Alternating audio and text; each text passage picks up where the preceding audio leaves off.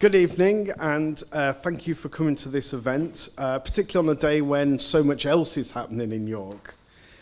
I'm Nick Smith. I'm the Executive Director of the Rowntree Society, and we at the Rowntree Society are running tonight's event as part of both York Festival of Ideas and the Joseph Rowntree Centenary. We have asked Inkblock Films to record the event so that we can upload it to our YouTube channel in order for it to be accessible to a wider audience later. So if anyone doesn't want to be filmed, then please let Jay at the back know so that we can just edit it out of the video. I'm delighted today to be joined by Dr. Nicola Sleapwood and also Councillor Pete Kilbane, who is on his way. And we've invited them to talk after I've finished presenting the research that the Rowntree Society have done about trade unions at Rowntrees in the 1920s. The Rowntree Society is a registered charity based here in York. Our purpose is to build and share knowledge about the histories of the Rowntree family, company and trusts, and particularly with their continuing relevance to the challenges facing the world today. We work in close collaboration with the three Joseph Rowntree Trusts, the Joseph Rowntree Foundation, the JRSST Charitable Trust, which is managed by the Joseph Rowntree Reform Trust, and the Joseph Rowntree Charitable Trust. And from them we receive both practical and financial support. We also work with the Borthwick Institute for Archives at the University of York, who hold the largest Rowntree archive in the world, made up of material from family members, company records and dispositions from the trusts, as well as other bits and pieces from connected individuals and other organisations, including the Rowntree Society. So the research carried out by the Rowntree Society was done by myself and our two volunteer researchers, Maisie and James. And this Rowntree history is going to be told primarily focusing on the three people you see here. Seebohm Rowntree was the son of Joseph and the company's first Labour director. He became company chairman in 1923, following the retirement of his father, but he also kept his role of Labour director. Fred Hawksby was the president of the York branch of the National Union of General and Municipal Workers, or the N.U.G.M.W for short. And he was also the main union leader at Rowntrees. And Irene Pickup was also a member of the N.U.G.M.W and became a leading trade union leader, playing a significant role representing women workers. We chose to focus on the 1920s to link it to the Joseph Rowntree Centenary, as it was the decade of Joseph's death. And it also marked a period of transition for the Quaker Rowntree family, both as a family with one generation succeeding the previous, particularly Seebohm and his cousin Arnold, primarily taking over from the leadership of Joseph, each with different roles and responsibilities across the many Rowntree initiatives. But also changes within the company, where Seebohm became chairman amid a political climate with the decline of the Liberal Party, which many of the Rowntrees were involved, and the rise of the Labour Party. Most relevant to today's topic, it was a decade of increased trade union activism and breakdowns in industrial relations. 1920, 1921 and 1926 saw the most labour disputes than in any of the other years between the two world wars. For Rowntree Co, the 1920s marked the first time growth had slowed for a sustained period since fruit pastels became popular in the early 1880s. Some years there were losses and other years growth, leading to layoffs or increased employment from year to year. So we'll see how Rowntree Co navigated these issues and the roles played by Seebohm, Hawksby and Pickup.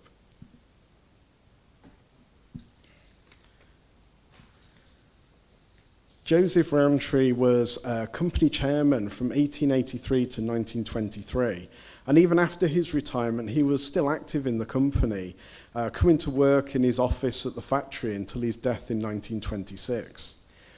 He was guided by his Quaker faith, and he valued his workers, respecting their opinions, and he wanted them to better themselves. From 1890, he built the garden factory at Hawksby Road known as the Cocoa Works, and it included a railway connecting to the NER branch line, sports facilities and social activities, medical provision with a doctor and dentist, a library and education, and also introduced worker benefits such as a pension scheme, a welfare officer, and social workers whose role included visiting absent employees to see how they could be helped back to work. He established the company's Labour department and appointed his son Benjamin Seebohm Rowntree to be its first Labour director. However, Rowntrees and Co's were not initially welcoming to trade unions. In 1916, they refused requests by workers for trade union recognition. But by 1919, 90% of the workers were union members, and this high membership remained throughout the 1920s, the majority belonging to the National Union of General Workers, which became the National Union of General and Municipal Workers in 1924. It is now the N.U.G.M.W union, which still represents workers at the factory on Hawksby Road run by Nestlé. This high union membership led to a change in approach at Rowntree's, and although the company maintained its opposition to becoming a closed shop, which would have meant compulsory trade union membership, in 1926 Fred Hawksby stated that no objection was or has been offered to the firm by their employees joining a trade union. On the other hand, they feel it is desirable that employees should be members of a trade union. He also said, I have been making inquiries with regard to the shop steward movement in other factories and have not been able to find one where shop stewards enjoy such privileges as they do in this factory. However, there were a couple of aspects of trade union membership where both Joseph and Seebohm remained opposed. The first is industrial action. Both compared the trade unions taking strike action to warfare, which is a particularly strong comparison for Quaker pacifists such as themselves.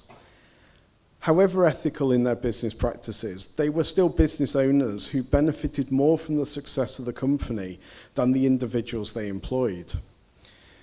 They did, however, insist that education was the way to avoid industrial action, both for the workers and also for employers, with Seebohm writing in 1926 that, on both sides, goodwill must be reinforced by education. And secondly, socialism. The Rowntree family had a long association with the Liberal Party, not just as members, but also Liberal councillors and MPs. Seebohm had a close relationship with Lloyd George, who as Prime Minister invited Seebohm to be an advisor and sit on many of his government committees. In an adult school class of 1897, Seebohm spoke out against socialism, saying that although he agreed with its aims of equality of opportunity, he did not believe it presented practical ways of achieving it. However, his biographer, Asa Briggs, thought that Seebohm did not really understand socialism, and Seebohm did have strong connections, sometimes even friendships, with notable socialists and even anarchists. J.R. Clynes, the national president of the N.U.G.M.W and Labour Party leader in 1921 to 22, once referred to Seebohm by saying, "Here comes the greatest socialist of us all. He does the things we talk about." Seebohm had published his influential work, Poverty, A Study of Town Life, in 1901, and one of its key assertions was that a leading cause of poverty was workers receiving pay that was insufficient for a decent standard of living. He continued with this sociological research outside of his work in the Rowntree Company, and it was often funded through the Joseph Rowntree Charitable Trust and what is now the Joseph Rowntree Reform Trust. But there was an overlap between both his roles, both in what he was advocating, with the company becoming a practical expression of his theory, and with an added element of having to protect his reputation. How could we argue nationally for better wages and working conditions if it wasn't being implemented at the cocoa works? But there was also an overlap in the people employed, which blurred the distinction between charitable trust-funded research and company employees, with several people moving between the roles. There are two people who are key to Seebohm's dealing with trade unions in the 1920s. In 1919, he brought the Australian sociologist Clarence Northcott to work with him at Rowntree's. Northcott was a Methodist and would have had similar views regarding industrial democracy and cooperation that would lead to an ethical society. He was given the role of labour manager in 1924 and took over the day-to-day work that Seebohm had been doing as labour director once he'd become company chairman. William Wallace, who was trained as a solicitor and first met Seebohm in 1914, after he wrote to Seebohm praising his work on social reform and asking to help with a lead that could get the 23-year-old Wallace a job.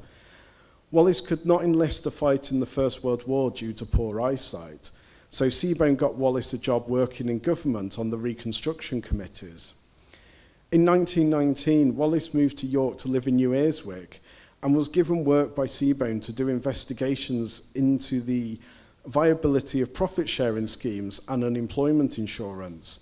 He was not initially employed by Rowntree Co, but seems to have been used as an independent advisor. By at least 1925, though, he was on the company payroll, and he eventually became chairman of the company in 1952. But there are others too, including F.D. Stuart, one of Seebohm's most loyal assistants, who helped him with much of his sociological studies, but was also sometimes asked to speak to trade unionists outside of Rowntree Co. Seebohm and his team advocated for his vision of ethical management through publications such as The Human Needs of Labour, The Human Factor in Business, and Industrial Unrest: A Way Out.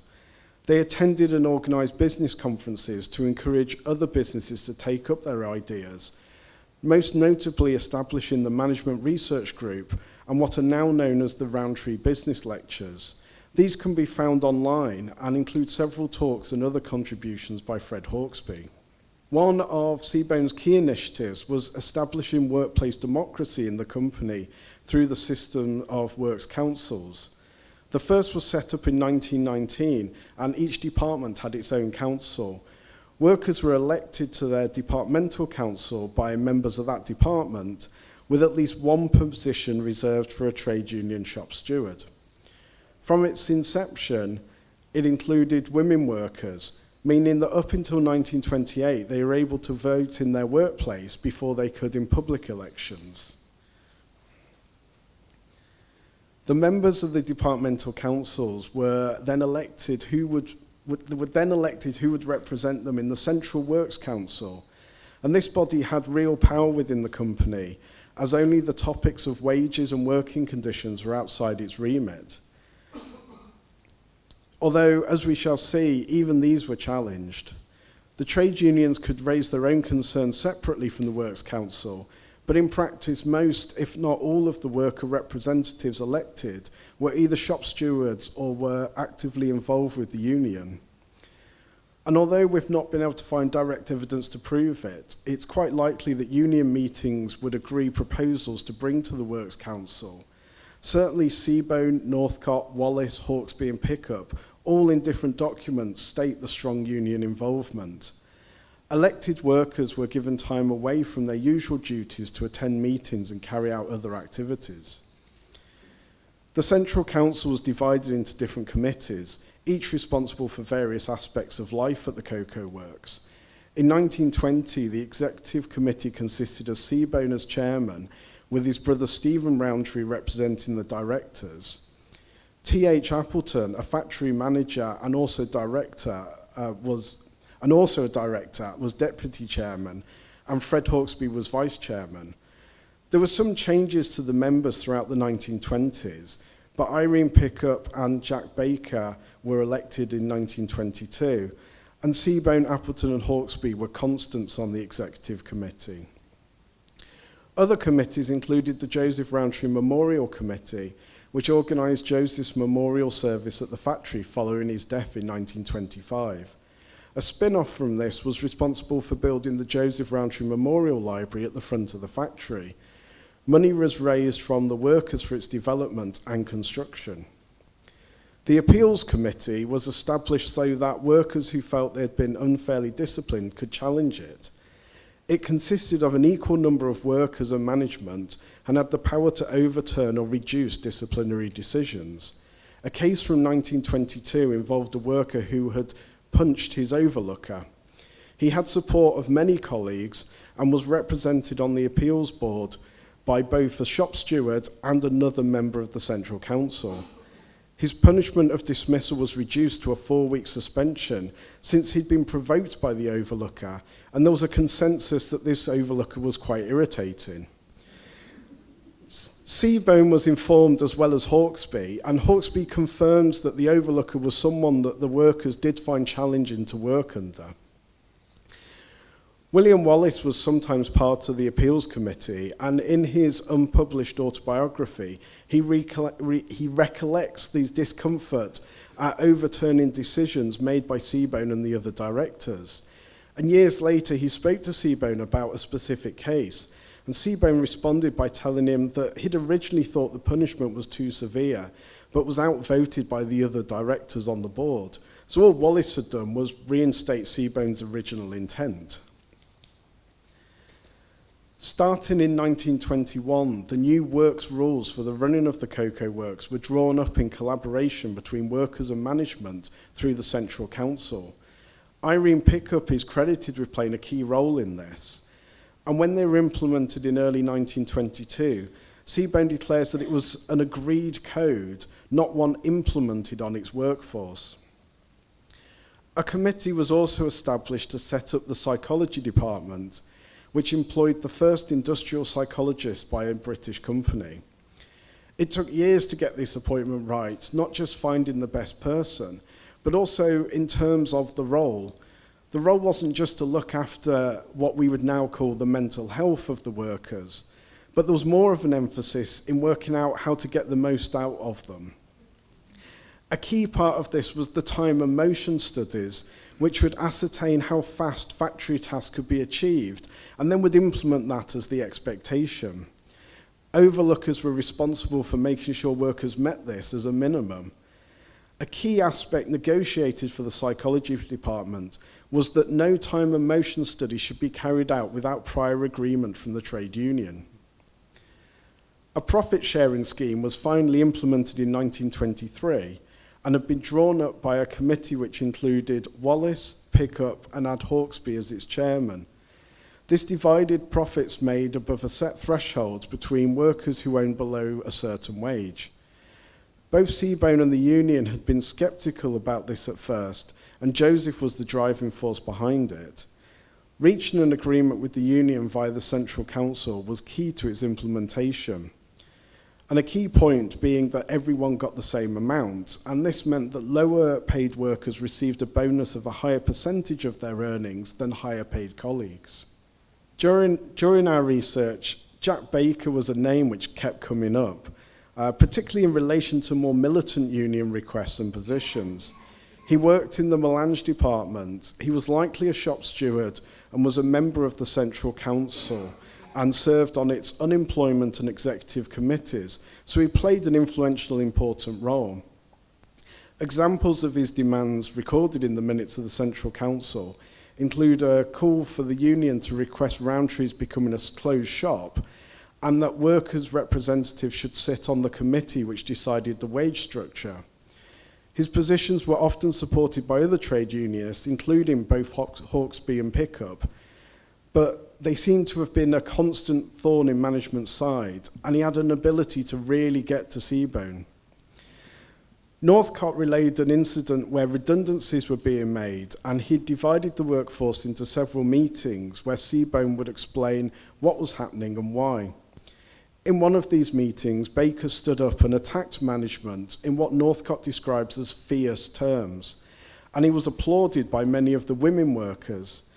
Despite Hawksby standing up and asserting that Baker's views were not representative of the general workforce, after the meeting, Seebohm was furious, not at Baker, who he expected it from, but from the women who supported him.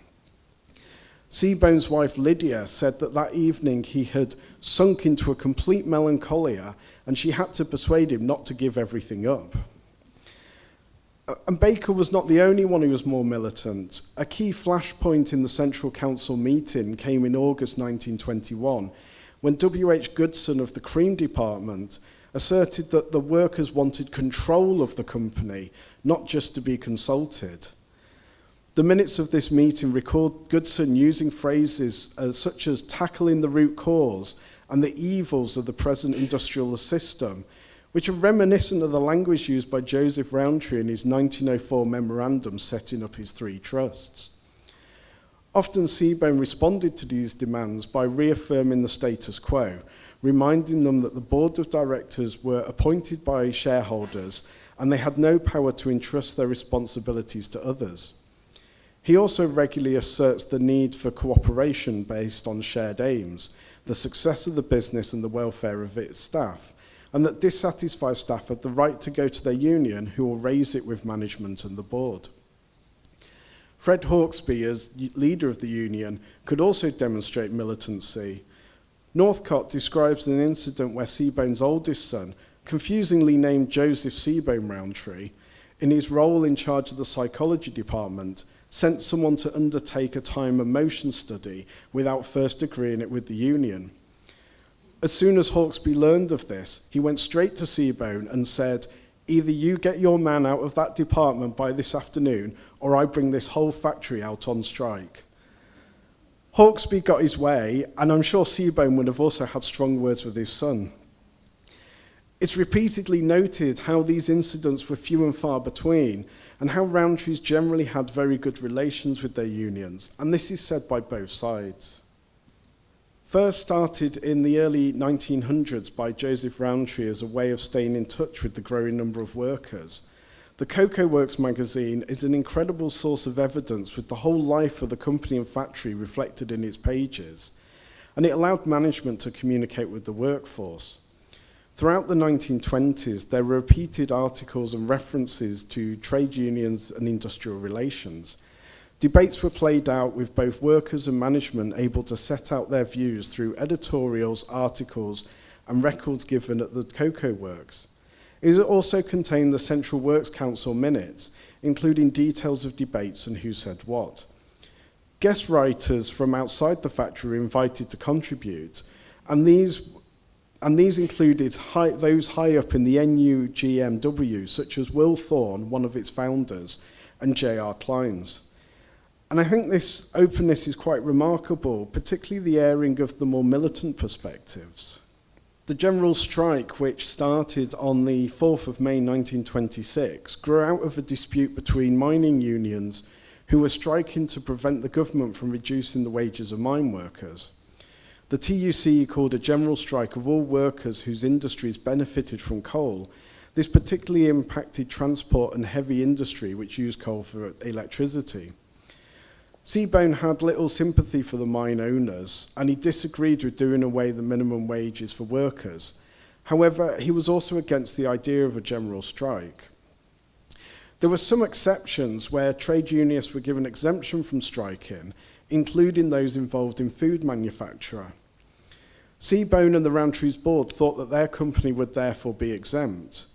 However, some of the transport and the maintenance engineers were called out on strike by the N.U.G.M.W, and Hawksby reported to an emergency meeting of the Central Council held on the 5th of May that the unions considered that what Rowntree's produced was luxury goods and so did not qualify for the food manufacturer's exemption. On realising they weren't going to be exempt from the general strike, Rowntree's informed its workforce that they were going to have to cut their operations and only work on Monday, Tuesday and Wednesday and close the rest of the week. And that's what the notice in the middle here is saying. It was forced on them only by their transport workers refusing to move the goods, not through the lack of coal, which Seebohm had been making sure to stockpile since before the coal dispute of 1919, or their maintenance engineers striking. Wallace recalls in his unpublished autobiography that he was approached by the maintenance engineers before the strike, and they said they were reluctant to strike due to having no grievance with Rowntree's, but they were anxious to serve the best interests of their union. Wallace took them to see Seebohm, and Wallace's account says that Seebohm smiled his friendly smile and said it was a little quaint that he was being asked to advise whether they should strike. But if they didn't, this might leave an unhappy relationship with their fellow trade unionists outside. So his advice was that they should do their utmost to leave important factory machinery so it would run for days without skilled maintenance and then just strike. Northcott recalls that Hawksby was also reluctant to strike, but was told by F.G. Fryer, one of the directors, that it would be his duty as a trade unionist to strike. The general strike was called off by the TUC the following week, and afterwards Hawksby told the board of directors that his union branch had voted overwhelmingly not to join the strike as it had continued. Just before and during the 1920s, Seebohm also got involved in attempts to mediate industrial disputes outside of his own company, particularly those with a national impact involving the government. He would form a team, usually from his assistants who were working on his sociological research, and they would examine the issue and come up with potential resolutions. They would then organise secret meetings with both sides to see where each side would be willing to compromise and how much of his proposals they would accept. He insisted that these meetings were kept secret so as not to prejudice the negotiations, but also he did not want credit. He believed it was more powerful for the unions and the government or employers to be seen to have reached an agreement between them than had his outside influence, and he called this industrial conciliation. He could be inventive in how he managed to meet trade unionists, particularly those who would not agree to meet him in the usual ways. And this would involve asking his assistants to find out where trade union leaders were going to be, and he would then doorstop them, with him once going as far as climbing the back stairs of the headquarters of the National Union of Railwaymen in order to approach their General Secretary, Jimmy Thomas, during the 1919 railway strike. And he had news of a provisional agreement from the government that they could form a deal with. Seebohm was helped getting the government to agree to his plans by his friendship with then Prime Minister Lloyd George. And whilst this conciliation was successful in the railway strike and earlier coal disputes, it didn't go as well after the 1926 general strike. On its eve, Seebohm sent Wallace to London on the last train out of York to talk to people in Parliament and trade union leaders. Wallace says he met J.R. Clines, MP and President of the N.U.G.M.W, and Jimmy Thomas, who as well as a union leader was also an MP at the House of Commons. He also visited other trade unionists elsewhere in the capital, and he relates that every trade unionist I have met was friendly to me and Rowntree's, but no one seemed in a position to give the necessary authority. Although he does report that Thomas quite literally wept, and this is not the only report of one of Seebohm's team making Thomas cry. After the general strike was called off, Seebohm was concerned for the impact it would have on the miners' unions who were still on strike, particularly as the government was working on the Trade Disputes and Trade Unions Act, which bans sympathy strikes, general strikes and mass picketing, as well as diminishing the union's political impact. Seebohm felt that the mine owners' attitude was uncooperative, and that the then Conservative government was being too hardline. And this time Seebohm turned to his assistant F.D. Stuart and the Liberal politician and editor of The Economist, Walter Lawton. Together they drew up possible terms of a settlement and began work to convince the unions and the government to agree to it. The main difficulty lay in persuading A.J. Cook, the General Secretary of the Miners' Federation, to even meet with them. This led to Stuart tracking Cook down at a public meeting in the Midlands and eventually got him to reluctantly sign their document to say he agreed with the proposals. However, Cook went public and accused Seebohm of harassment and the cause of his mental distress, something that Seebohm continued to deny until his death. This was one of the key reasons for the plan falling apart, although Seebohm blamed it on a concurrent attempt by Church of England bishops. The impact of this failure continued to be felt by Seebohm and Stuart for years, and in 1935, a young sociologist called Dennis Chapman came to York to work with Seebohm on his second poverty study. He was disappointed by the experience, and especially when he was let go in September 1936 when Seebohm moved away. Other research assistants were kept on. Later, Chapman made serious allegations about Seebohm's involvement with trade unions based on conversations he'd had with Stuart and documents he saw in Seebohm's personal archive. The core of these was that Seebohm was working under Sir Alfred Mond, an industrialist and politician who moved away from Lloyd George's Liberal Party to join the Conservative Party in 1928. And they got involved in a movement which became known as Mondism, which aimed to ban strikes.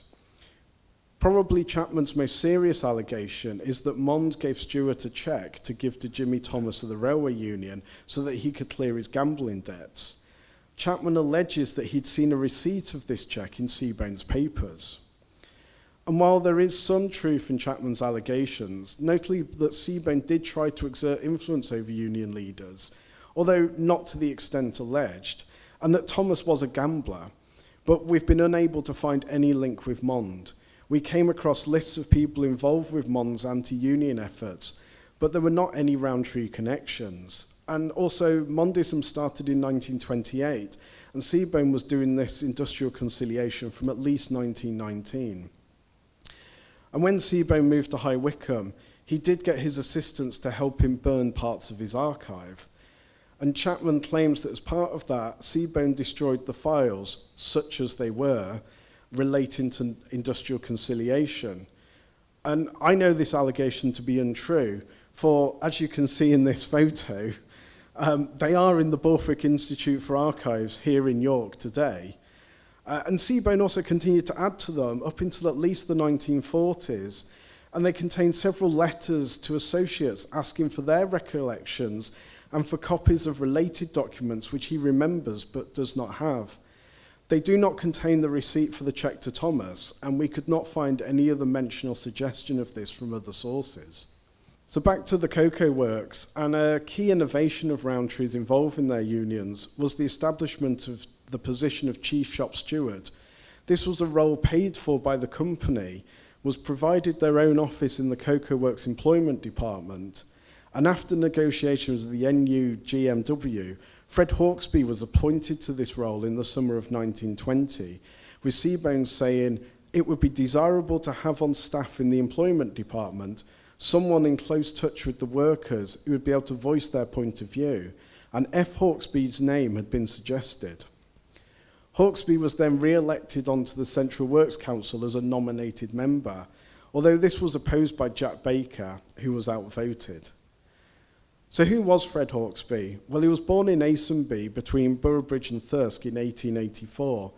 His father did various low-paid rural jobs, including as a gamekeeper and an agricultural labourer. However, by the time Hawksby was 6, his father had died, leaving his 29-year-old mother as a single parent to 3 children and working as a domestic servant. In 1901, when he was 16, Hawksby had left Asonby to work as a servant horseman on a farm at Humberton, just 5 miles south. It was whilst working here that he joined the West Yorkshire Militia, a part-time army reserve, through which he saw active service guarding prisoners of war on Malta during the Boer War. The West Yorkshire Militia was stationed in Chatham, Kent, and also based there were the 11th Hussars, who Hawksby enlists with in 1902 after turning 18, and this continued his work with horses.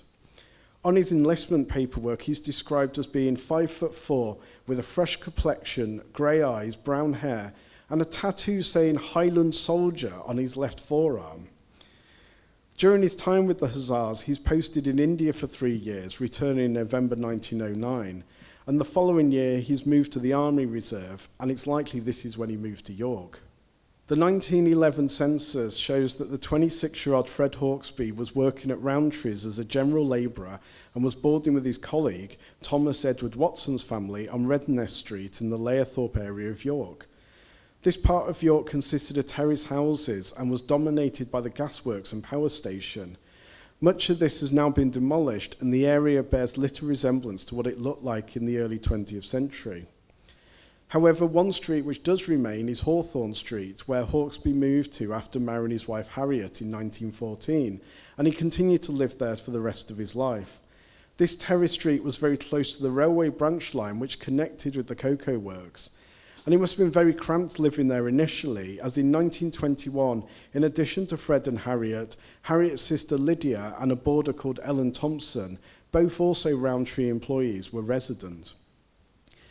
Fred and Harriet Hawksby only had one child. A son called Walter was born in 1927.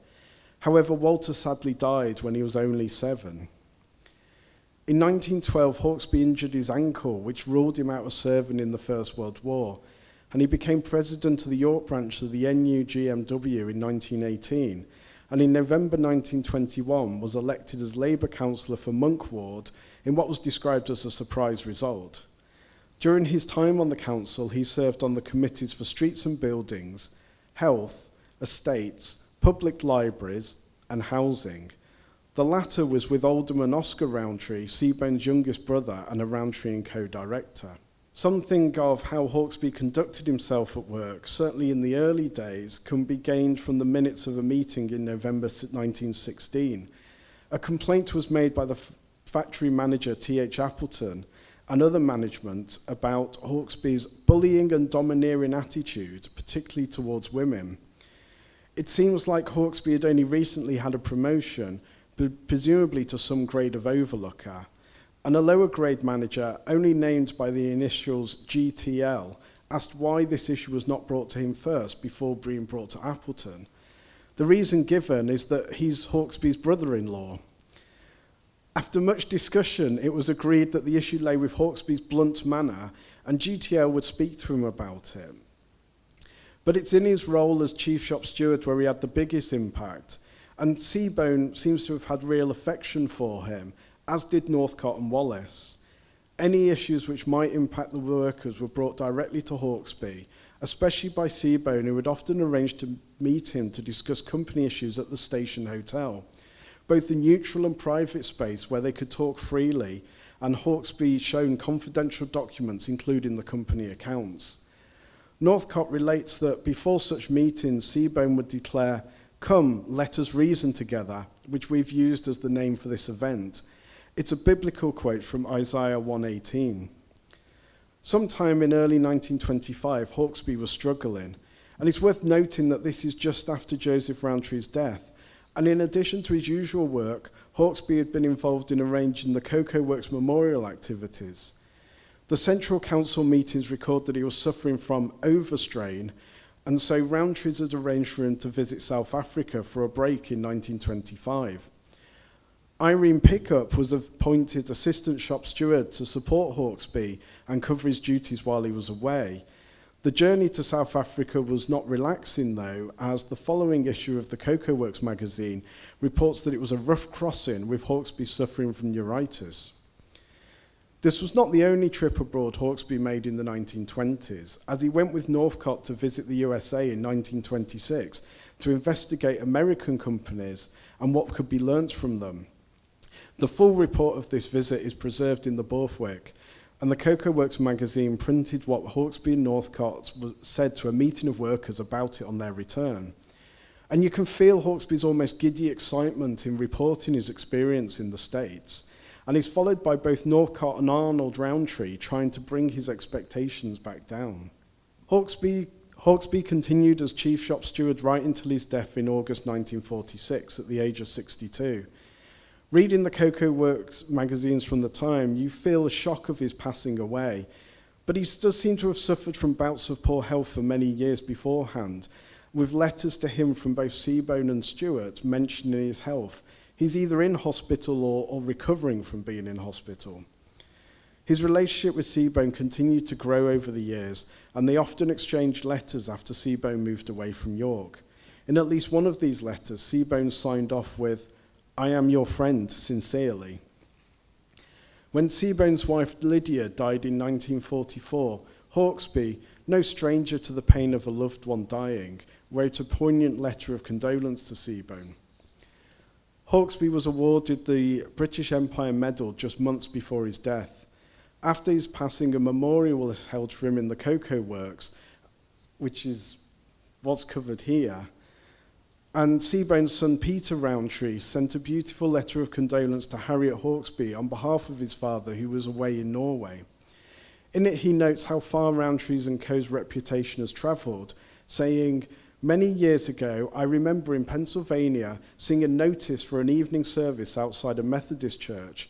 The text that was advertised for the evening was, Why do the Rowntree's girls sing at their work? And I'm sure that my father would be the very first person to say that these remarkable achievements at Rowntree's would not have been possible had it not been for the energetic and loyal cooperation of Fred Hawksby.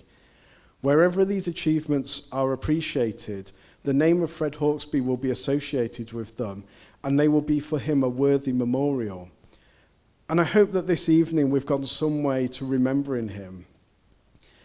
It would be remiss of me to not also remember that other key Rowntree's trade unionist of the 1920s, Irene Pickup. Pickup was born in July 1897 and spent her early childhood living in a terrace house in Upper Hanover Street in the Lehman Road area of York, with her parents and a younger sister, Violet. Her father worked as a railway greaser, likely at the nearby carriage works, and she went to St. Paul's School in Holgate, and when she was 12, started attending Bishop Thorpe and Clements Hall School, not too far from here. However, by 1911, her mother had died, her sisters living with wider family members in York, and her father was lodging with a work colleague and his family in Holgate. Irene had moved to Hull. The consensus record her living in a terrace house with an aunt and uncle and 2 cousins. She's 13 at the time of this census, and the disruption in her life was likely due to the kind of poverty cycles that Seebohm talks about in Poverty, a study of a town life. 10 years later, Pickup appears in the 1921 census back in York, working at Rowntree's and living as a lodger at Dorothy Wilson's Hospital on Walmgate, just by the bridge over the Foss. This is interesting, as at this time Dorothy Wilson's Hospital was an almshouse. Pickup was only 24, and the other people living there are much older and described as inmates. And it's likely that as a single woman, and she never married, Pickup would have been prevented from renting or owning property even if she could afford it. And almshouses and similar types of accommodation would have been her only option. She lived at Dorothy Wilson's Hospital, most likely in a dormitory, until about 1939, when she moved into what would have been a newly built house in Holgate with her by then retired father. And in her later years, her sister Violet moved to live with her there. So it took almost a lifetime for the family to be reunited after her mother's death and the loss of the house when she was 12 or 13. Pickup started working at the cocoa works in 1915, aged 18, initially as a chocolate piper and then in the almond department, where she became a shop steward and sat on the departmental council. In 1919, she was part of the delegation from Rowntree's to the government's Interim Industrial Reconstruction Committee, where she represented women workers in negotiations over nationally imposed pay and working conditions. She must have been on the Central Works Council by 1921, as she's regularly cited as playing a key role in developing the works rules. She was a strong advocate for the education provided at the cocoa works, was involved in its organisation, and encouraged women workers to engage with it. We know a little bit about what she was like during this time, when she was in her 20s and early 30s. In her obituary to Seebohm Rowntree following his death in 1954, Pickup says, "When I look back and recall some of the interviews I had with him, at a time when my views were much less moderate than they are now, I realised just how tolerant he was." On her retirement, the Cocoa Works magazine states, "Her rise from the ranks and a keen interest in workers' welfare, coupled with a high level of intelligence and a sense of justice, enabled Pickup to reach well-balanced views on most workroom problems, and the management greatly regrets her loss of her unique experience and personality." In 1925, when she was given the position of Assistant Chief Shop Steward under Hawksby, it was not just to help him uncover the work in his absence, but also to represent all women workers at the factory, maybe something Seebohm realised he needed after the incident I spoke of earlier, where the women supported Jack Baker's militancy. Unlike Hawksby, Pickup did not stay working in her paid shop steward role, as in 1937 she became part of the management team at the cream packing department, where she stayed until her retirement in 1952. During the 1920s, Pickup became an important figure in the trade union movement, both nationally and internationally. In 1926, ahead of their first women's conference, the TUC set out to find the women who'd done the most valuable work for trade unions in the country. And to do so, they had a set criteria of 100 points, which included how long they'd been a member of a union, how many years as a shop steward, what negotiations they'd taken part in, if they'd attended TUC classes, how many union members they represented. And Pickup got 77 points, which was more than anyone else. She was awarded the medal at the first women's conference held with the other events of the annual Congress of the TUC in 1926 in Bournemouth. She's mentioned in the official report from the event, which also states that 85 people attended, many of them being women. Coverage in the 1926 issue of the Cocoa Works magazine was extensive, with an editorial dedicated to Pickup receiving the award, an article by Seebohm as an introduction to the new education programme entitled Industrial Strife and the Way Out. And it also prints the speech that Pickup made at the TUC, where she stated, "I feel it is a duty as an ordinary rank and file member to try and educate our women and even our men. And I am perfectly certain that when we do that, we shall not have the ills which we have with us today. And I am perfectly certain the men will have to sit up and take notice of the women in future more than they have done in the past." In 1927, Seebohm arranged for Pickup to attend the Bryn Mawr College Summer School for Women and Women Workers in Industry. Bryn Mawr College is in Pennsylvania, USA, and was originally founded by Quakers. Their summer schools ran from 1921 to 1938 and were radical in many ways. The way they were taught, the kind of women who attended, many like Irene did not have university education, and also in the behaviour of the students, who would instigate protests at their accommodation and join picket lines on organised outings. Pickup was the first international student to attend and made such a marked contribution that they continued to fund international scholarships in the following years. She's also mentioned in the official history of the summer school. The year before Pickup attended, they admitted the first African-American students to the course, and one of the people who taught at the summer schools was the sociologist W.E.B. Du Bois, who was among the first African-Americans to gain a PhD, who was an anti-racist campaigner, an early thinker of what we now call decolonization. If you want to learn more about the Bryn Mawr Summer School, its history published in 1929 and 2 documentary films made about it in the 1980s are available online via the Internet Archive website. Irene Pickup had a lot of affection for Seebohm, even if she was not as close to him as Hawksby became. In the obituary she wrote following his death in 1954, she says, "We who worked with him not only glimpsed his ideals, but saw them put into practice here at the Cocoa Works. But it's not only those employed here who have benefited from his life and work. His influence has been felt throughout the world. When I went to America, I found that the people I met there knew far more about Seebohm Rowntree than some of his employees, and I felt very proud to have been a member of his staff." Pickup received the British Empire Medal in 1953, and on her retirement the year before, she was given a half-page column in the Cocoa Works magazine, which states that her departure has left a gap in many Cocoa Works activities. However, with her death in 1969, 17 years later, it sadly only warranted a one-note line in the Cocoa Works magazine. So I hope that I've been able to demonstrate Rowntree & Co.'s relationship with their trade unions during the 1920s and how they encouraged open debate, discussion and negotiation to reach cooperation and navigate issues. But also, maybe in a Quaker fashion, how this was achieved through personal relationships. Yes, between Seebohm and his employees Hawksby and Pickup, but also through his connections with the wider trade union network. This can be seen domestically with his secretive conciliation methods and internationally with Rowntree's American connections. There could be a perspective that Rowntrees were trying to control or at least neutralize their union's power through their works councils and the paid shop steward positions of Hawksby and Pickup. But there remained a radicalism, and union members were often encouraged to strike. Seebohm relates a memory from 20 years previous in a letter to Hawksby from the 1940s, of a time when he was accused of being a traitor to his class by members of the government's Trade Board Committee for him siding with trade union pay demands. Hawksby took Seebohm's place on that committee when Seebohm retired, which I think says something about the changes which occurred over that time. You can see our acknowledgements here, and I just want to pick out a few for special mention. The Borthwick Institute and York Explorer have both been fantastic, not only with the resources they provide for public access, but also in the help they've given with this research.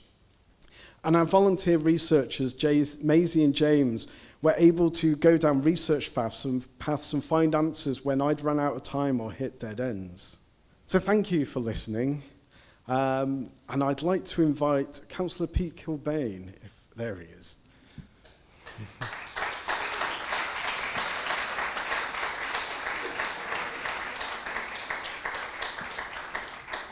He's the Labour and Cooperative Councillor for Micklegate, Executive Member for Economy and Culture, Deputy Leader, City of York Council, and Deputy Mayor of York and North Yorkshire Combined Authority. I think that's everything. Yeah, I was really pleased that Councillor Peter Kilbane can be here to speak to us this evening, as in the 1990s he worked for Nestlé at the Rowntree site and was a G.M.B. shop steward, later becoming a full-time G.M.B. officer and tutor for the TUC at Northern College. So there's many parallels with Fred Hawksby.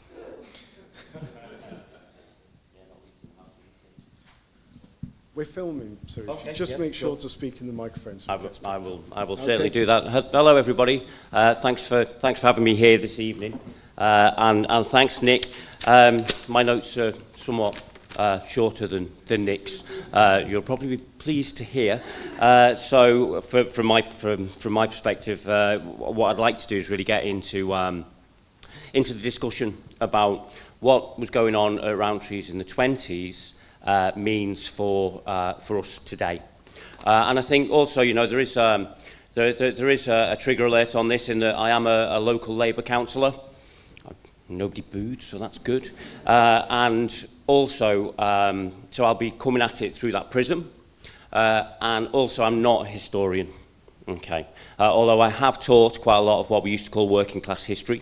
I'm not a trained historian at all, unlike our other people here today. So essentially, I guess what that means is, like my politics, you can take my history with a pinch of salt, basically. So what I'd like to do really is kind of give you some anecdotal stuff from my time at Rowntree's that might inform our discussion. Okay, so I came to York to study politics, so politics brought me to York. Politics might do for me in York as well, I guess. And at the end of that degree, I got a summer job at Rowntree's to start trying to pay off some of my debts. And I've got to say that I found the politics in the factory far more interesting than any of the politics that I'd studied at the university. And I arrived at Rowntree's, as we called it then, and we still call it now, the year after Nestlé had finally taken over. So I think there was a little bit of cultural change starting to happen already around that time. And I'd be interested to know what other familiar faces I see in the room think about that period at Rowntree's and how things were starting to change. And one of those changes, which I think was symptomatic, was around about the mid-90s. The Nestlé decided that they were going to do away with the profit share. They were going to bring it to an end. And I thought that was more ideological than economics, really, you know, in terms of how they operated their businesses. So I started doing some research into where the profit share had come from, you know, secretly hoping there was some binding covenant that meant it could never be changed forever. I've got to say that did rather worry the convener, or the chief shop steward, as Nick referred to him, because he was negotiating a deal for the workers to be paid to give up the profit share, and quite frankly the workers wanted the money in their pockets. So they had this terrible young scouse trade union activist going around trying to stir up trouble. Unfortunately, what I found was really dull. At the profit share meeting, it had all been gone through scientifically, and there were all the arguments for and against it, and most of the arguments were that it will increase, industrial relations will be better, productivity will be better, everybody will get it, and it was kind of that really sort of very straightforward business-like approach that they took to the profit share. But what I found as I started to delve into the marvellous, absolutely marvellous records that they've got at the Borthwick, which was then on Layerthorpe, Peas on Green, when it was in that old building there, was all kinds of really what I thought was quite interesting stuff about how Rowntree's viewed trade unions and working class organisations in general at that time. Now, fortunately, Nick's gone into that in much more depth than I was going to, so I can actually skip over some of the bits that I was going to refer to. But I'll just pull a couple out that I thought were interesting. So they were very supportive of fledgling trade unions. So the National Federation of Women Workers, for example, would come and talk to them, and they'd be brought in and they'd be advised and they'd be encouraged in order to try and help them organise their trade union.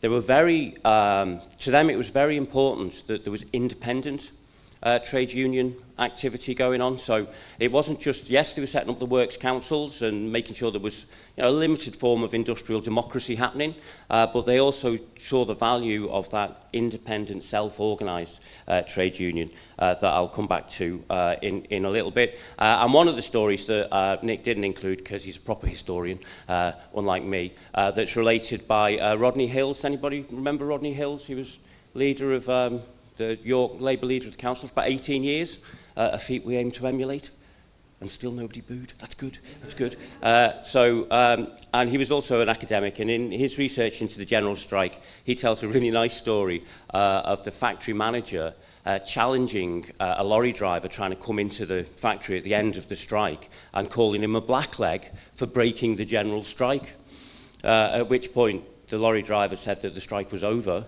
and that they'd lost, and the factory managers refused to believe him. You know, why would they give up so quickly? So I think, you know, it's certainly a different approach. But the thing that they started to establish that was really, really important is that facility time. And you've seen that through Nick's talk as well, in the fact that they invested in their shop stewards and their union reps.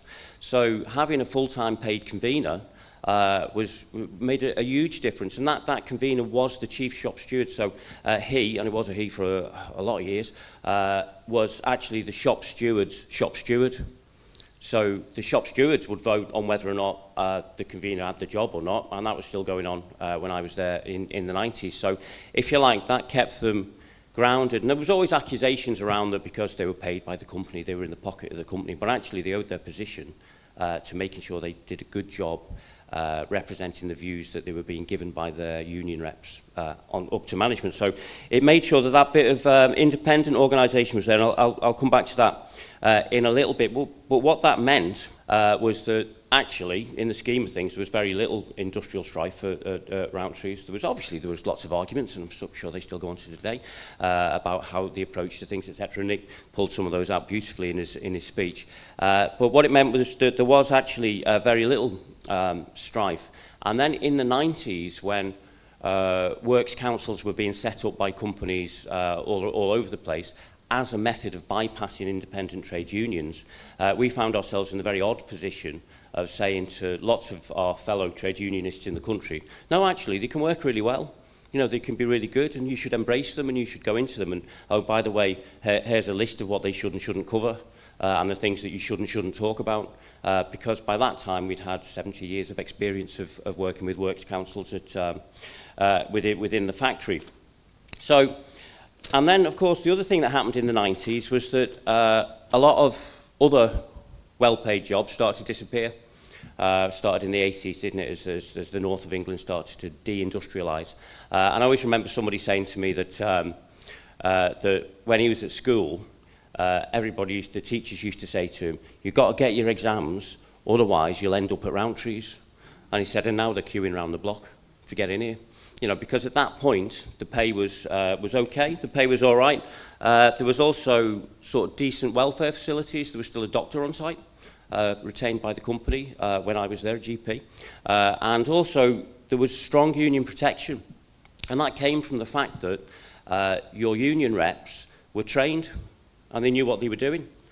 So you were going to get the best kind of protection that you could if you found yourself in difficulty in the workplace. And of course, in a workplace like Rowntree's, there were there were always people that were finding themselves in bother. I think my favourite one to illustrate this would be, we had something called, well, we all just called it the Thieves' Charter.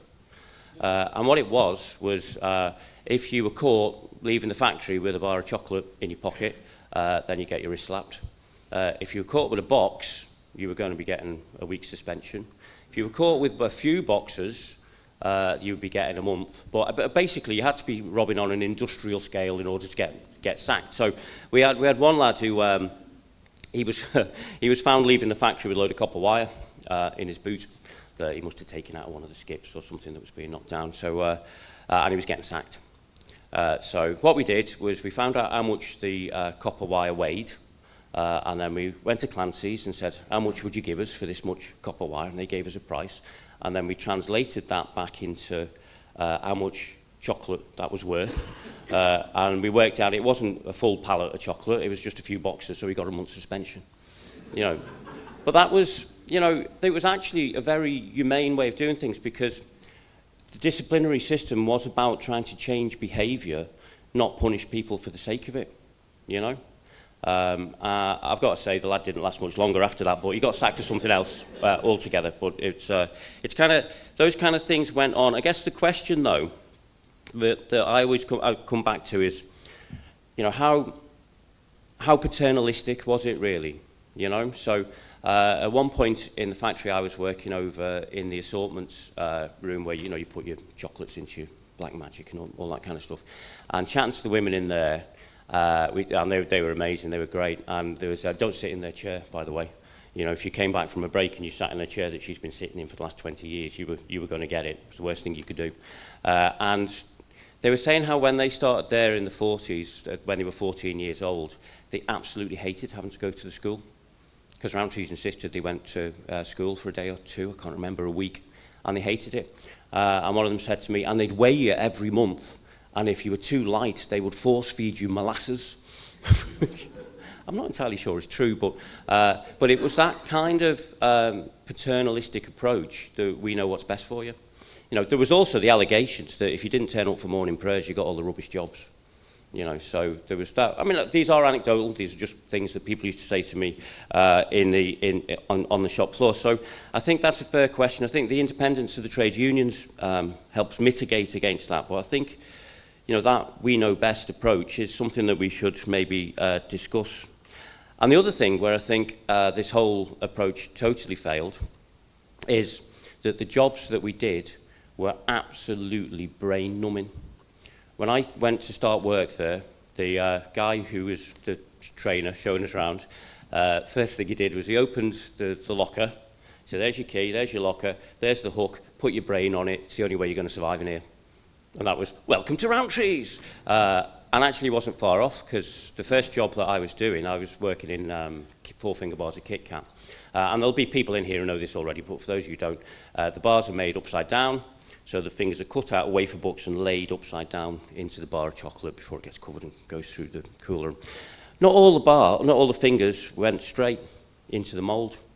So the job was to sit there with a long stick and straighten them. And you did that for 8 hours a day, 12 hours if you were lucky enough to get overtime, and you'd get about a 46, 48-minute break during that time. And on the first day that I was there learning, being trained how to go like that, there was a guy opposite me, and he just suddenly, out of nowhere, brayed hell out of the belt, smashed all the bars to pieces, and then sat down and carried on. And I was like, and I looked at the trainer who stood next to me, and he said, "Oh, that's John. He's been here a long time." And you look at that and you think, no, that's actually just wrong. So, in that period of time, we did organise. We organised very strongly, and we were unable to do so because of the facilities that we had, even though it was a pain for the management. And one of the things that we were able to concentrate on was to take as much control of the work into our own hands as we possibly could. We got resistance from some of our members as well, who just wanted to sit there and go like that for 8 hours. But enough came on board to start to change the way that we ran production within the factory. And that came from a trade union organisation. And ultimately where we got to the point was where we made a local agreement that essentially there wouldn't be any supervision. So the supervisors would be there, but they wouldn't tell people what to do. They'd organise the job themselves, and as long as the job was running, and it was safe, so they weren't injuring themselves in the way that they were doing it, they could just get on with it. And basically we organised it around card schools and domino schools, because we knew they'd want to spend as much time in the canteen as possible playing cards or doms, because the jobs were very boring. And if that was the case, then they'd make sure everything ran, so that they could get more breaks away from it. We did once have a young factory manager come in and try and give us all a bit of a G up, and he said, "Why don't we have an open day so all our families can come in?" To which one of the lads said, "What, so they can all see what shit jobs we've got?" And that was that, you know. But we took pride in what we did.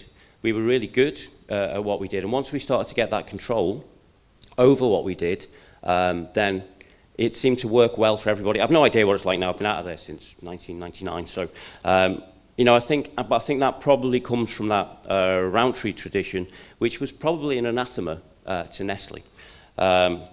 Okay, I think just one last thing for me is that when I was doing the profit share research, and obviously started going off down all kinds of rabbit holes because it's so interesting, the most interesting debate was around the board table. Now, obviously, I'm a Labour politician, and the Rowntree family were pretty firmly Liberal. You know, lots of them were, got into Liberal politics, although it was the kind of liberalism that makes today's Labour Party look as though it's on the far right compared to, you know, what they were trying to achieve then. You know, but you know, they influenced Lloyd George and first social housing and all that kind of stuff, all those kind of liberal things. Those good liberal things that were happening in the 20s. But one of the meetings, they said, okay, here's the returns, here's the accounts for the year, here's the returns, and we've accounted for everything. So the shareholders have been paid, the work has been paid, the profit share has been paid out, the taxes have been paid.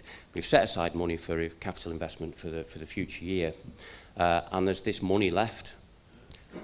Who does it belong to? Where should it go? Well, it can't be ours, because we've paid our shareholders and we've paid the workers and everything, but who does this belong to? And by looking at excess profit as being something that doesn't belong to you is a really radical thing to say. But we can see the impact of it in our city. You know, we've got a lovely park down the road here. We've got another lovely park just over the other side of town. You know, we've got an estate, a housing estate that people still queue up to move into that started there. You know, we've got a world-renowned research organisation and lots more besides. So they saw that and the reason for that they gave for starting to invest in York and in society was that they said, well, our profits ultimately comes from society. We can't make a penny without having roads and schools and hospitals and all the things that society needs. So in other words, you know, markets and profits, they don't exist without society. So actually any excess profit that we make should try and make that society better. And I think that's quite a radical thing to think about from 100 years ago. Okay, thanks.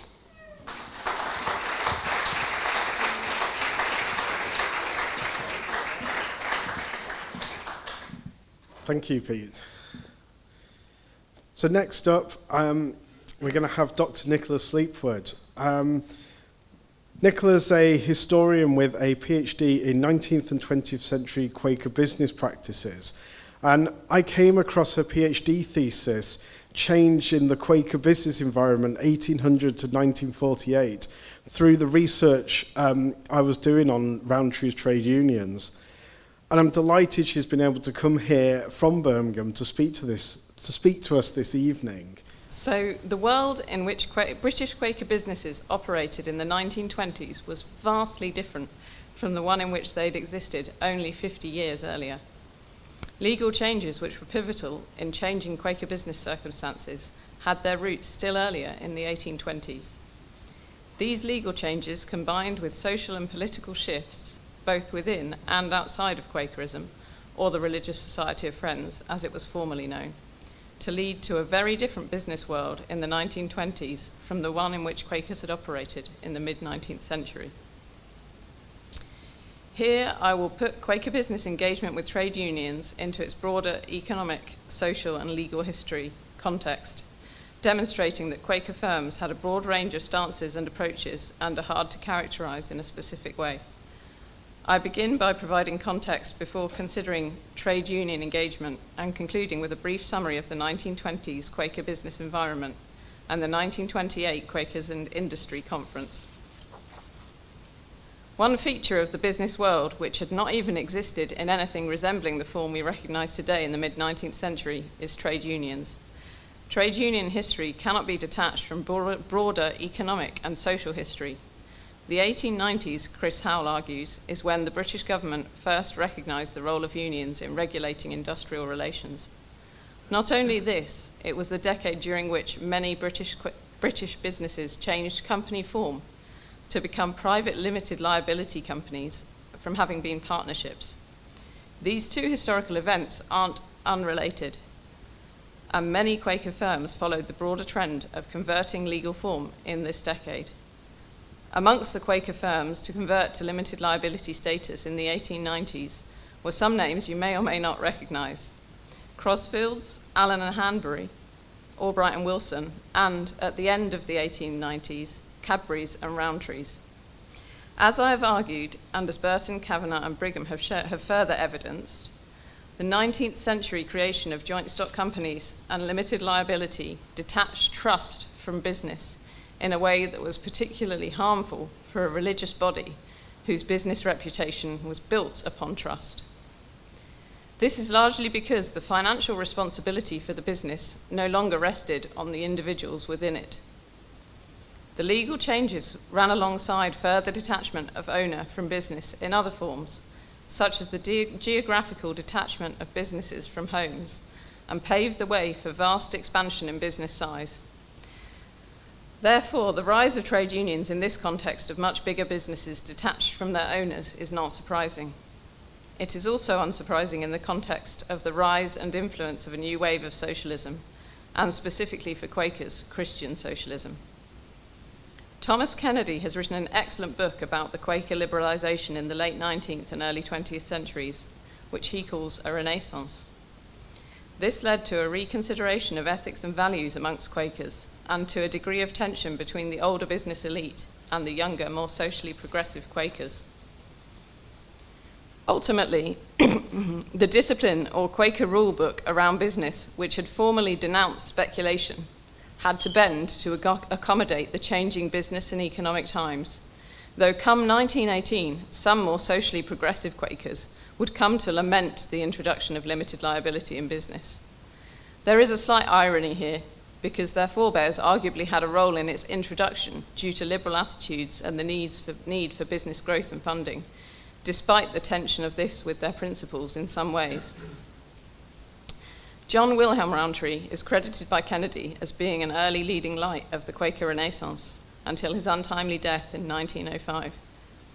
Generally, one might characterize many of the Cadbury and Rowntree family members as being on the more socially progressive end of the Quaker scale, particularly amongst Quaker business people, as much of their writing and my trade union engagement examples tend to show.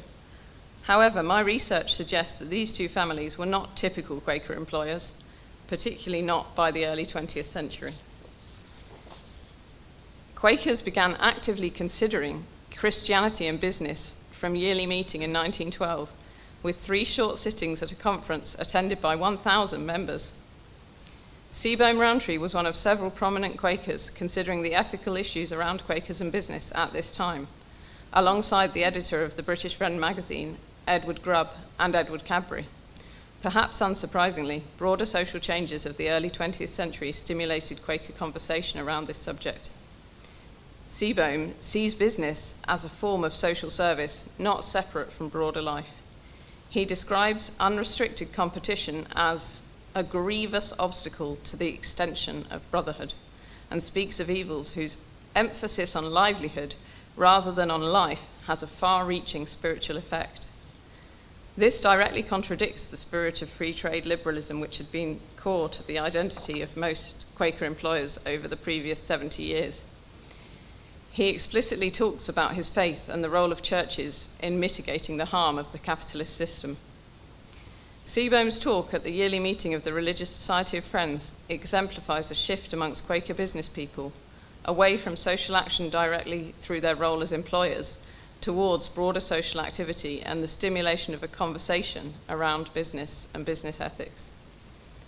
This shift was also in part driven by a move with the liberalization of the faith away from shared doctrine towards individualism. Perhaps a little surprisingly, one of the earliest and most well-known industrial disputes in Britain, the Match Girls strike of 1888, took place at what was at least nominally a Quaker business, Bryant and May. I say nominally because although the firm was founded by Quakers and Wilberforce Bryant remained on a membership list until his death, there is no evidence that he was active by the 1880s, when the most famous strike and some others took place. In practice, the firm would be unlikely to be considered Quaker by this time. Kirby has shown that, despite having been described as worldly and his firm's eventual bankruptcy, Sir Joseph Whitwell Pease, a Liberal MP at the end of the 19th century, was not against the unions in Durham. He was even pro-union, advocating on behalf of the miners and the union, believing unions to be an essential element in maintaining the balance between labour and capital, and becoming a thorn in the side of the Durham Coal Owners Association. This demonstrates that allegiance between causes with regards to trade unionism did not necessarily follow other political lines, in that Joseph Whitwell was clearly not a socialist. Between 1910 and 1913, there were many strikes nationally, including a railway strike in 1911 which closed stations and which cannot have best pleased Quaker business investors in the railway companies. E.J. Hobsbawm goes so far as to say of strike action that there was a renewed and, as it turned out, permanent expansion after 1911. There was a major outbreak of strikes in the West Midlands in 1913. This is of particular relevance here, as the union activity began at Quaker business, Tangey's. This demonstrates that not all Quaker firms at the time were able to negotiate with their employees in order to avoid industrial action. The basis for the action was that experience and promotion had not been rewarded with a wage increase, as had been previous policy on this occasion. There may have been an economic explanation for this. However, on the face of it, this alteration of workers' conditions runs counter to the principles many Quaker firms purported to uphold. Michael Rowlandson has shown that while Edward Cadbury was in favour of trade unions, this did not mean that all terms put forward by unions were agreed to without contesting. For example, it was thanks to union activism that a minimum amount of work for workers, formerly paid entirely by quantity produced, was agreed to by Cadbury's in the early 20th century. Generally, Cadbury's did not set up committees, besides in one department where there was no great resistance. In the men's department, because they had conceded the minimum rate to the union, they rather provided financial incentives to the foreman to increase the department's production above the minimum threshold that had been conceded in an attempt to boost productivity. At Albright and Wilson, another West Midlands business which forms the main case study for my PhD thesis, there is no evidence of the business recognising unions until March 1915. In the context of labour scarcity and a demand for higher wages and lower hours, it was felt that negotiating via a union by this point was the best course of action. Charles David Sykes, the non-Quaker manager, met with the union representative in late March about a workers' union. He also told the management committee that he had informed a deputation of union workers that they could not work 1 hour less a week, 53 hours instead of 54, since they were given time to wash their hands, which took around an hour in total. A letter from George Edward Wilson to William Arthur Albright, written 2 days later, describes a conversation with their non-Quaker neighbour, Clifton Chance, who reassured Albright and Wilson that unions would only be brought in when masters and men could not agree, and took the view that where more than 50% of the men in any works belonged to unions, it saved trouble and had advantages to deal with the union. This suggests some wariness around unions on the part of the firm, though I would not propose that this could be attributed to its Quakerism. What is more, the firm's stance was clearly partly informed and represented by Sykes, the non-Quaker manager. For example, he made the decision about the reduction in hours. In relation to their labour-related difficulties, the management committee at Albright and Wilson also decided to join the Midland Employers Federation in order to coordinate a wage scale and a response to unions in June 1915, as well as have the Federation present during negotiations. The influence of the non-Quaker neighbour Chance on this decision suggests that the management committee was not actively seeking to treat its workers differently or better on account of Quakerism, but rather was influenced by its broader commercial context.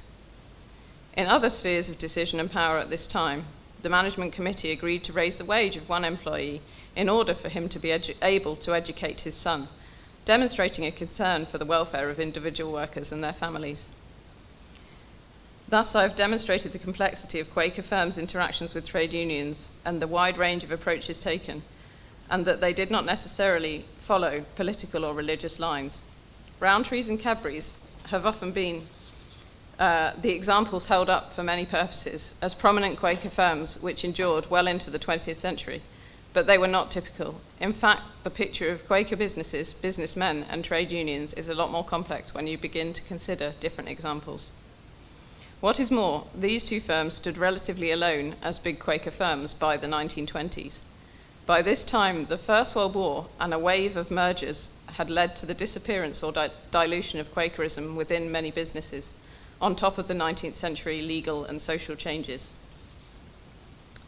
It is against this background that the Rowntrees and Cadburys led the creation of a series of Quaker employers' conferences beginning in 1918. Arnold Rowntree chaired the first two of these. I haven't been able to ascertain whether he or Alfred Bayes, the report secretary, wrote its report, though I suspect it is more likely to have fallen within the latter's role. But it is representative of his views regardless. The report of the 1928 conference has a section titled Cooperation in Control, which deals with works councils and briefly mentions trade unions. It suggests that councils should not replace the work of trade unions, which should be a first port of call where possible, but notes a general increase in the number of these councils. Perhaps, though, this is unsurprising in that the Government Whitley Committee had endorsed the creation of such councils nationally in 1917. Whilst this encouragement for workers to use trade unions where possible to resolve any problems may appear to be an endorsement, the report is also very clear that it is neither adequate nor true to say baldly that wages should be the first charge, any more than that interest or profit should be. The product must be sufficient to provide reasonable remuneration for labour, capital, and administration, or the enterprise will come to an end. Human well-being must have first consideration, but it is not likely to be best served by a distribution which reduces the necessary supplies of capital and enterprise. This quote perhaps encapsulates Nick's observation of Seebohm Rowntree's approach to socialism, that it had the correct aims, but the wrong ways of achieving them. Whilst progressive in many senses, the Rowntrees and Cadburys generally remained liberals throughout the early 20th century, rather than being converted to the socialist cause, as some other Quakers were.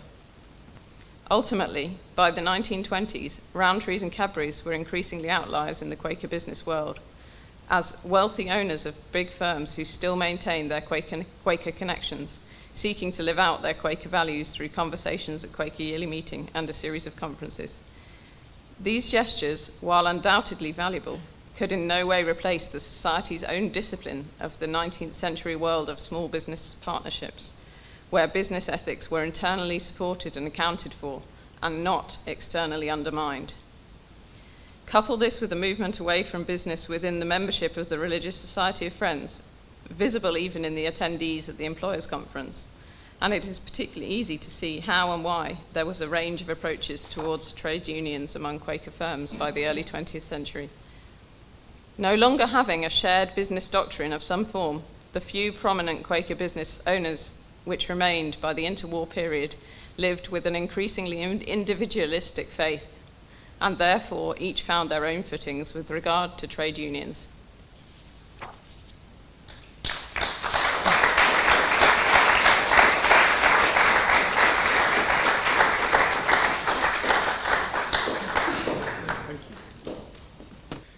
So thank you for listening to us, and I hope you found those talks interesting. I'd like to thank both Pete and Nicola for coming along to speak as well.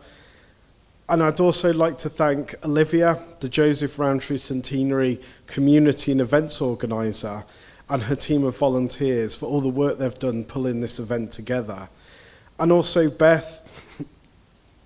We can clap.